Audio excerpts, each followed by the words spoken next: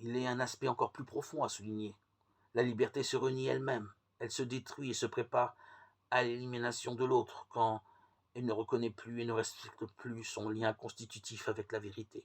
Chaque fois que la liberté voulant s'émanciper de toute tradition et de toute autorité se ferme même aux évidences premières d'une vérité objective et commune, fondement de la vie personnelle et sociale, la personne finit par prendre pour unique et indiscutable critère de ses propres choix, non plus la vérité sur le bien et le mal, mais seulement son opinion subjective et changeante, ou même ses intérêts égoïstes et ses caprices.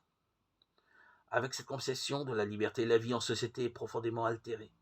Si l'accomplissement du moi est compris en termes d'autonomie absolue, on arrive inévitablement à la négation de l'autre, ressenti comme un ennemi dont il faut se défendre. La société devient ainsi un ensemble d'individus placés les uns à côté des autres, mais sans lien réciproque. Chacun veut s'affirmer indépendamment de l'autre, ou plutôt veut faire prévaloir ses propres intérêts.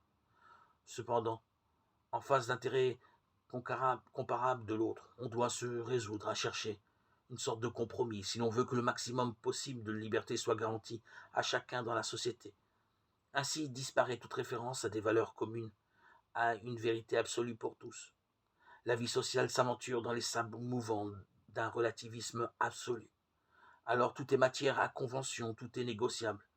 Même le premier des droits fondamentaux, le droit à la vie.